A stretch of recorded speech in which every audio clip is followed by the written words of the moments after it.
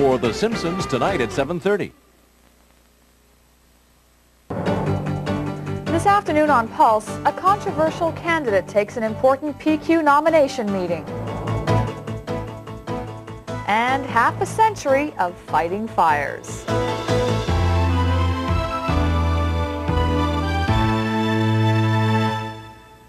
Good afternoon. A new poll shows Quebecers prefer the Parti Québécois, but they're not so fond of the party's leader. The CROP poll showed that 37% of respondents believe the PQ has put together the best team of candidates. 27% of those polled thought the Liberals had the best contenders. As for which party has the best ideas and overall program, the PQ came out on top again, 37% for the Parti Québécois and 33% for the Liberals. But it was the Liberal leader who won the popularity contest. When asked which leader had the best personality and style, the majority, 53% of Quebecers, chose Daniel Johnson. Jacques Parizeau, meanwhile, received a vote of confidence from only 34% of those questioned. And still on the election campaign, it took 2 votes to come up with the Parti Québécois nomination in Mercier over the weekend, and it came up with 2 different winners. The first was won by Giuseppe Ciortino, but on the second vote, MUC Transit boss Robert Perrault turned the tables around and won by a small margin. Robert Viro reports.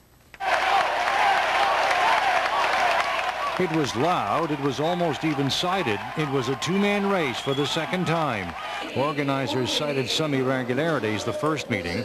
Despite Jacques Parizeau's recommended choice, Pepe Ciortino had no alternative but to get into a second race. Robert Perrault was the Transit Commission boss, what Péquists call a pure laine. Ciortino is Sicilian-born Canadian. The PQ establishment hoped would capture some of the fledgling ethnic vote on Montreal Island. The speeches were barely audible in his church basement, but it didn't seem to matter. The delegates had made their choice. Many delegates, even Perrault's supporters, were upset at seeing Pauline Julien roll in her sick husband, Gérald Godin, the PQ king in Mercier since 1976. In his condition, many felt Godin should not have been used to play sides, in this case, Perrault's. Nonetheless, the near 600 delegates cast their vote, and within a half hour, the results were known.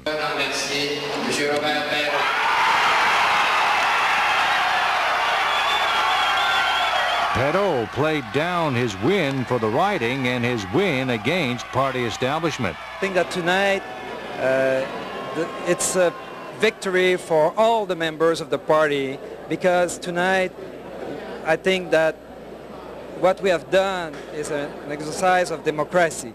And Pepe Ciortino came into it with a win and lost it. He looked and felt dejected. We'll work for the party. I believe in my ideas, and we'll do what I said. Overcoming the odds, it was a tremendous victory for Perrault. Some say it was his powerful PQ grassroots influence. Others say it was the Mercier delegates who rebelled against party establishment intervention. No matter what, Perrault's the winner. Jacques Parizeau, who wanted Ciortino in here, the loser. Robert Viro, Pulse News in Mercier Riding. And for the first time in the campaign, Jacques Parizeau and Bloc Québécois leader Lucien Bouchard shared the same stage. They were in Joliette yesterday for the investiture of PQ candidate Guy Chevrette. But it was also an opportunity to try to show that Parizeau and Bouchard are on the same wavelength. Paula Newton reports. It was as good a show of PQ solidarity as could be staged. More than 3,000 party faithful were there to watch it, and in the crowd, Jacques Parizeau, with the province's most popular separatist at his side, ready to toe his party's line. Pointedly and at times passionately, Lucien Bouchard spoke of Jacques Parizeau as an intelligent, determined leader. Bouchard's mission to allay any impressions that there is a conflict between him and Parizeau on sovereignty. For days, those impressions have provided Premier Daniel Johnson with an opportunity to play up the reports of a rift between Canada's foremost separatists. There are so many interpretations of what their platform means that one wishes that at least a leader stands up and says, this is where we're going, and everybody lined up behind that. Ils ne s'entendent pas. Parizeau wasted no time in doing that, saying what he and his federal partner are promoting is one and the same. Negotiations for a sovereign Quebec only if and after a referendum is won. Paula Newton, CTV News, Joliette. And on the election trail today, Premier Daniel Johnson and the Liberals are in the Lac-Saint-Jean region, and PQ leader Jacques Parizeau left Montreal this morning. He'll be making stops in Baie-Comeau and the Gaspé. And we'll have our full election coverage later on Pulse at 6.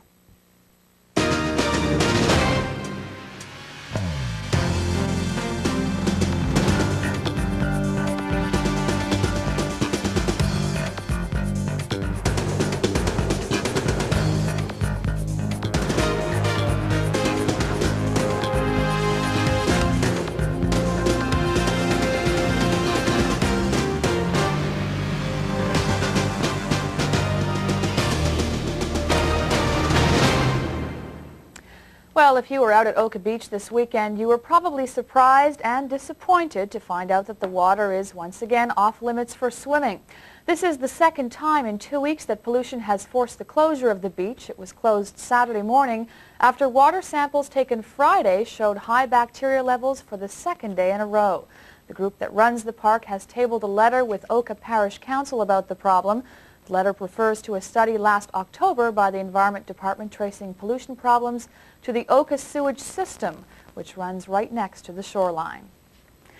And on this week's Info Crime, MUC police are seeking your help in solving a dépanneur holdup. On the morning of Tuesday, May 31st, 1994, at around 10 to 9, an individual went to 1901 B de Maisonneuve Boulevard East to Dépanneur de Village Maisonneuve-Papineau in Montreal Centre Sud area. The intruder went directly to the female attendant and showed her a knife. He then forced her to hand over the contents of the cash register and fled on foot westbound on de Maisonneuve Boulevard. The assailant is a white male in his late 30s. He stands approximately 6 feet tall but only weighs around 175 pounds.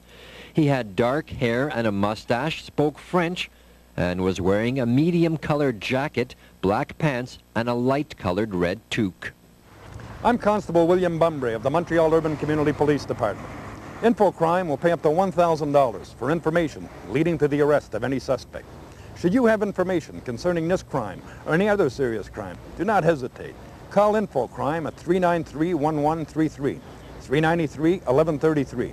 You need not reveal your identity. InfoCrime is a community program. Please, call now. Well, Gwen, just a beauty of a day out there. Great skies. We've got plenty of sunshine to look forward to today, but we could have some wet weather tomorrow. Okay, we'll get the whole forecast after this. So we're going to have rain again.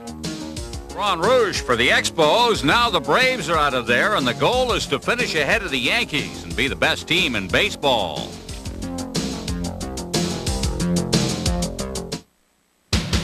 Herzing Institute can help change. Get serious with Paul Reiser, Catherine O'Hara, and Seinfeld. Is it serious or is it a comedy show? A whole month of comedy specials with up-and-comers. I'd love to play the dog in an orchestra one day. Comedy greats. When you're the headliner, you're the guy now. And home movies. My question is, people that live in Hawaii, where do they honeymoon? New Jersey? No? A must for anyone who needs a laugh. Stop the insanity in your life. Tonight at 8 on CFCF 12. Well, we've got plenty of bright sunshine to start off the day today. Can't complain at all. Just a few clouds, but they're those white, fluffy clouds, which isn't too bad. Here's a look at the temperatures across Canada. 16 for St. John's, Newfoundland, 21 at Charlottetown, and 22 at Halifax, 24 for St. John, New Brunswick, 24 degrees for Quebec, and 25 for our viewing area. 24 for both Ottawa and Toronto. A little cooler, though, as we head into Western Canada. 14 for Winnipeg, 13 for Regina, only 12 at Calgary, and 14 at Edmonton, and 16 for Vancouver. A bit of cloud moving its way along the southern edge of British Columbia, just crossing into into Alberta. Then we pick up cloud coverage across the south of Saskatchewan. Fairly clear for Manitoba and northwestern Ontario. Overcast skies across the upper Great Lakes and some cloud moving its way through between the Ontario-Quebec border. And for the Atlantic region, fairly clear conditions there, but there is some overcast conditions moving through across to the east of Newfoundland.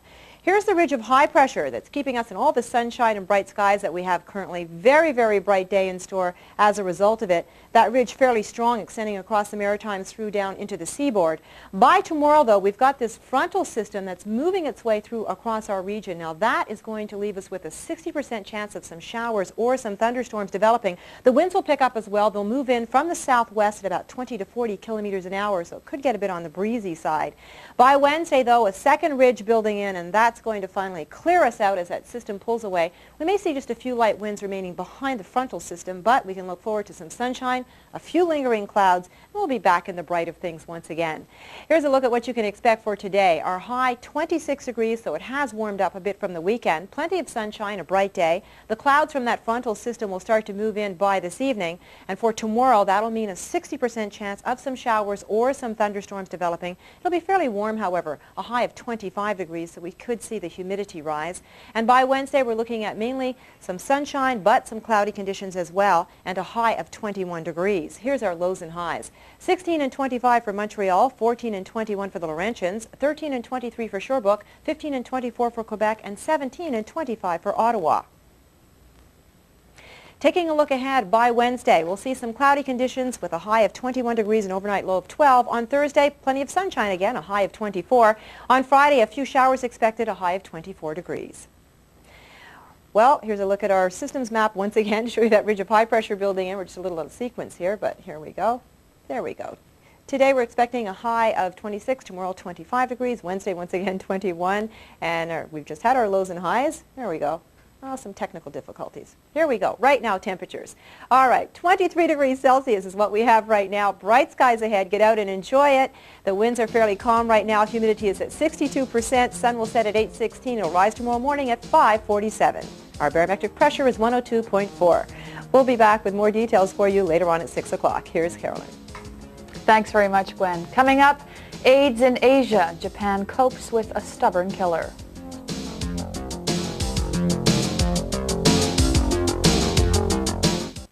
Introducing a cereal from Kellogg's.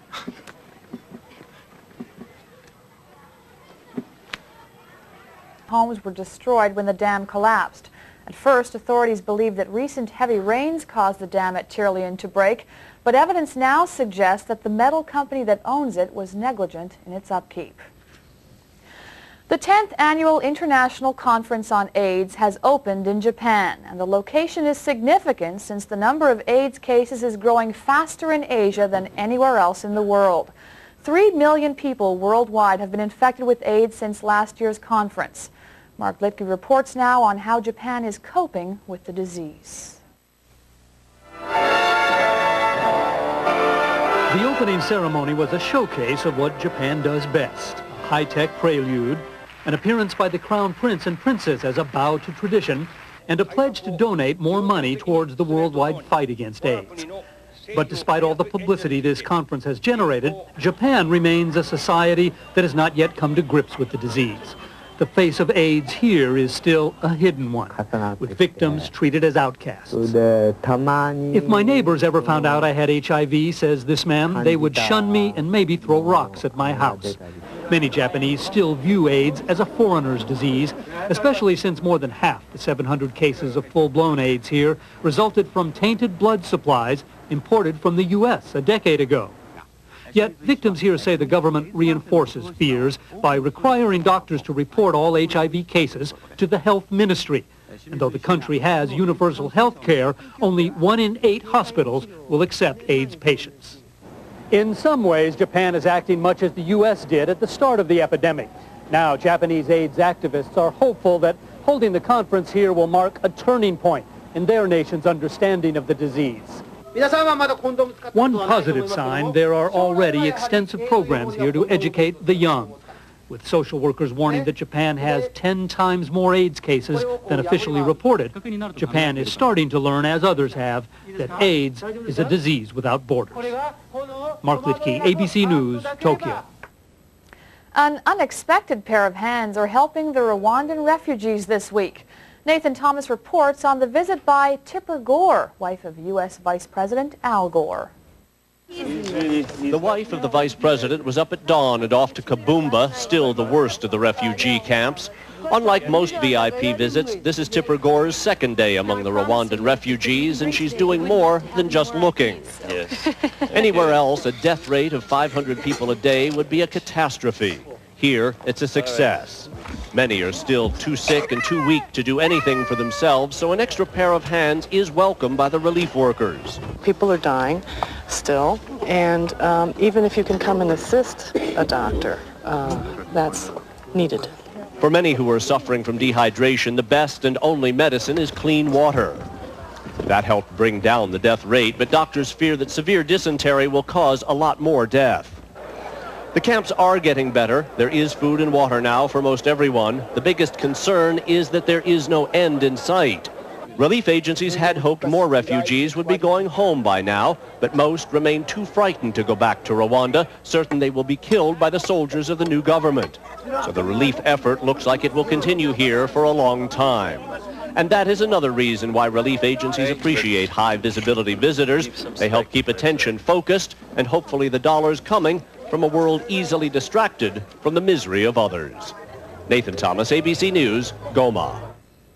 And in the U.S., 2 weeks of firefighting have contained the worst of the fires in Washington state, but new wildfires have broken out in Northern California. 24 buildings and more than 1,100 acres have burned in the Sierra Nevada foothills outside of Sacramento. And the ever-popular mascot of forest fire prevention is reaching a milestone. Smokey the Bear is celebrating half a century tomorrow. Sheila Cast has the story.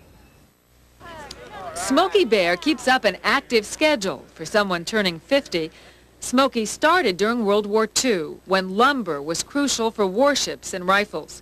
The U.S. Forest Service worked with the War Advertising Council to spread the fire prevention message. Within a few years, Smokey started to look a little more human. It disturbed us some to see a wild bear with fangs wearing a hat. And so we softened the teeth and took the claws out of the paws. And he found a voice, the late Jackson Weaver. Only you can prevent forest fires. Then in 1950, a cub injured in a fire in New Mexico was treated by doctors and sent out as a living symbol. That bear is no longer living, but the symbol continues, better known than any other character except Santa Claus. It's been a phenomenon in advertising where the most difficult job is to get people to change their habits. Smokey did. Smokey has his own zip code, 20252, and gets thousands of letters each month.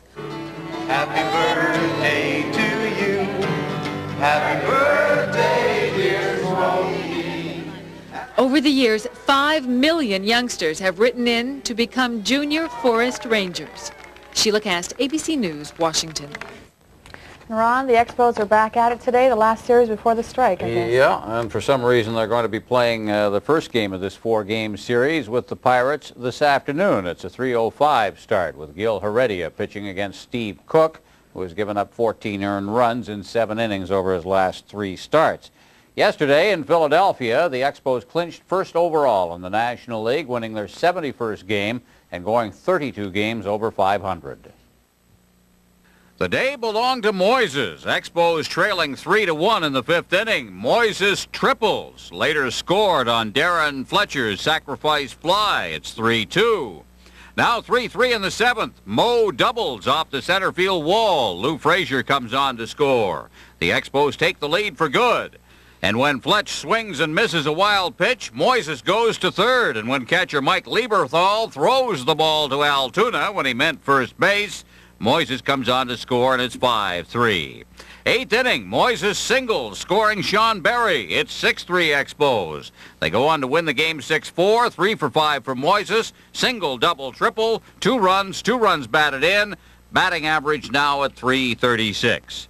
Forget those Braves. Jeff Blauser lines the ball to left, and Kevin Mitchell of the Reds making like Moises out there to make the catch and end the inning. And he's first at bat next inning, and out it goes. and the Reds beat the Braves 3-2. Braves are eliminated, and now the battle is for overall supremacy. The Yankees started the day a half game behind the Expos. Paul O'Neill couldn't hold Kirby Puckett's fly ball. The Twins beat the Yankees for the second straight game, 7-6 the score. The Yankees playing .633 percentage ball, the Expos at .645, and a game-and-a-half lead on the Yanks. Summing up the weekend, lots of baseball, a little tennis and motor racing, and a lot of Fred Couples at Grand Blanc in Michigan. He loved what he did so much at Richelieu Valley 2 weeks ago, he's going to make a habit of it. After dominating the Canadian Skins game, Couples took his success right to the Buick Open. After missing 4 months with back problems, Couples shot a 65 on the rain-delayed third round, and in the afternoon came back with a 68 to beat Corey Pavin by 2 strokes for his first win in a year. Tuning up for Jerry Park, Steffi Graf played her best tennis in months as she successfully defended her title at the Toshiba Classic in California. She beat Arantxa Sanchez Vicario in straight sets. So, was it deliberate or not? Jeff Bodine taps brother Brett Bodine during Saturday's Brickyard 400 at Indianapolis. Brett comes back and puts Jeff out of the race with a tap of his own. It's well known the brothers don't get along. So, was it deliberate? I'm upset with myself for not being out there right now. You know, that's I was driving my car, he wasn't. Evidently he's calling it a personal problem or something like that. It's not that at all. I mean, like I said, I paid to go out here and try to win the race, and I'm just racing the 7 car. I'm not necessarily racing Jeff Bodine or Bill Elliott in the 11. I'm racing the 11 car. Okay, let's get up close. The plays of the day. This was a bad day for the California Angels. Chad Curtis and Tim Salmon going for the ball, and Curtis gets it right off the side of his head. 12th inning against the White Sox, and how's this for a bad bounce? Jim Edmonds couldn't get it. Guillen got a triple out of it, and the White Sox won it in the 12th. Best hands of the day, Kevin Seitzer of the Brewers on Baltimore's Rafael Palmeiro. And 2 from the outfielders, Ken Griffey making it look very easy against the Royals, not once, but twice. This time he's fielding Felix Jose's single to center just as Bob Hamlin is rounding third. Can he get the ball to the plate on time? The answer is yes, he can, and by a mile. But the play of the day, Cleveland center fielder Kenny Lofton going back on the fly ball by Tom Brunansky, and over his shoulder and into the sun, he makes the catch. But that's not all. Here's the throw, not to get Dawson out, but to get the runner trying to get back to first. Nearly got him, too. It was world class all the way. The basket catch, looking into the sun, and the play of the week, Kenny Lofton of the Indians. It's a good one. Thanks very much, Ron. Back after this.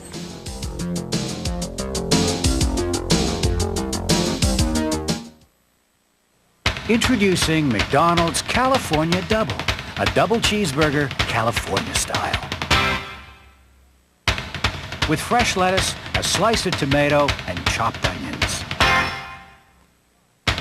Plus a shot of our special California sauce. The California Double, our taste of the month for August.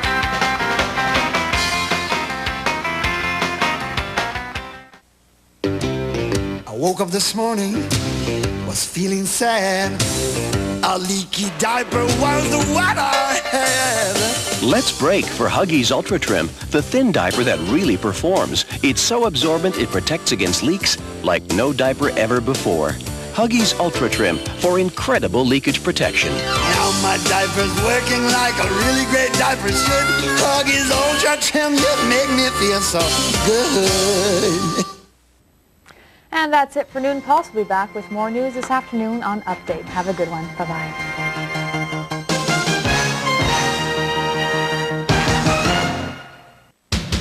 Herzing Institute can help change your life. Since 1965, Herzing Kingdom.